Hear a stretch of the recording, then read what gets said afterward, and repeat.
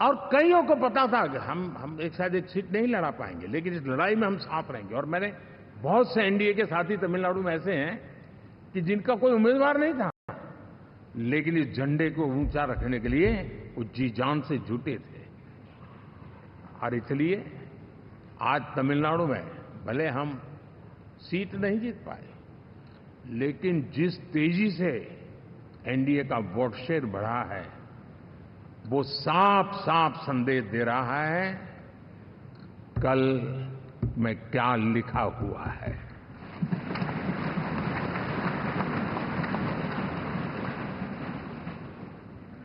साथियों, पुडुचेरी हो, केरला हमारे सैकड़ों कार्यकर्ताओं के बलिदान हुए हैं।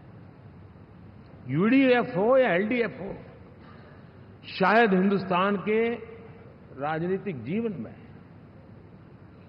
इतना जुल्म एक विचारधारा को लेकर के जीने वाले लोगों पर हुआ होगा तो सिर्फ मैं कह सकता हूं केरल में हुआ है। जम्मू कश्मीर से भी ज्यादा हुआ है। उसके बावजूद भी सामने कहीं विजय नजर नहीं आता था। उन्होंने परिश्रम की पराकाष्ठा में कभी पीछे नहीं रहे, पीढ़ियां खपा दी। और आज पहली बार संसद में केरल से हमारा प्रतिनिधि बन के आया।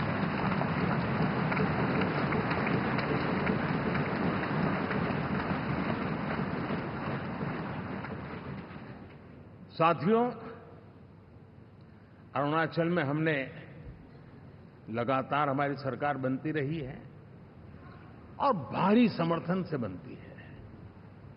सिक्किम में भी हमारे एनडीए की सरकार करीब करीब क्लीन स्वीप के साथ, अरुणाचल क्लीन स्वीप। आंध्र, मैं अबू बाबू को पूछ रहा था, बोले हिस्टोरिकली ये सबसे हाईएस्ट विक्ट्री है।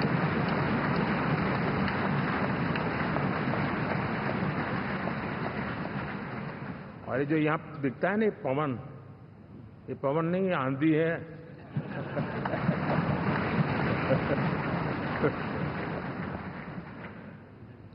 आंध्र ने इतना बड़ा हमारे प्रति जनमत दिया है। हिंदुस्तान के लिए एक सामान्य मानवीय की विकास की जो जिजीविषा है, उसका प्रतिबिंब है। और महाप्रभु जगन्नाथ,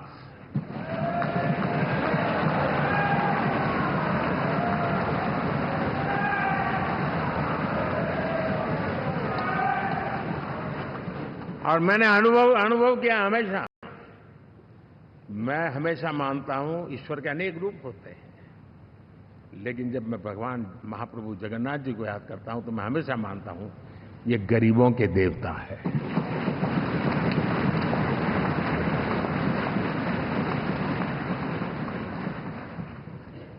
और वहां जो क्रांति रूप परिणाम आया है, मैं इसे एक रिवॉल्यूशन देख रहा हूं। और मैं इसके साथ कह सकता हूं कि विकसित भारत का हमारा जो सपना है,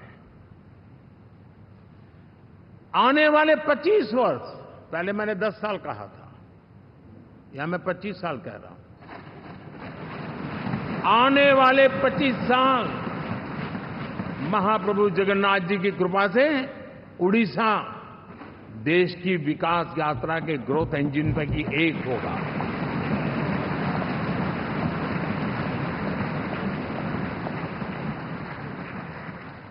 साथियों, हम लोग जब 4 जून के नतीजे चल रहे थे, मैं तो अपने काम में कुछ व्यस्त था। बाद में फोन आना शुरू हो गए,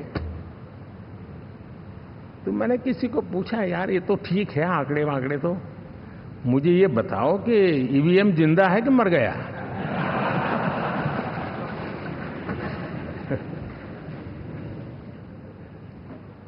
क्योंकि ये लोग तय करके बैठे थे कि भारत के लोकतंत्र और लोकतंत्र की प्रक्रिया के प्रति विश्वास ही लोगों का उठ जाए। और लगातार ईवीएम को गाली देना। और मुझे तो लगता था कि शायद इस बार वो ईवीएम की अर्थी का जुलूस निकालेंगे, लेकिन 4 जून शाम आते आते उनको ताले लग गए, ईवीएम ने उनको चुप कर दिया। ये ताकत है भारत के लोकतंत्र की, ये ताकत है भारत की निष्पक्षता की, ये भारत की ताकत है भारत के चुनावी तंत्र की, चुनाव आयोग की। और मैं मानता हूं कि ये आशा करता हूं कि 5 साल तो अब ईवीएम शायद मुझे नहीं सुनाई देगा, लेकिन जब 29 में हम जाएंगे तो फिर से शायद ईवीएम को लेकर के नाचने की शुरुआत करेंगे, क्योंकि इनके सुधरने की संभावना बहुत कम है। आप देखिए, चुनाव के समय में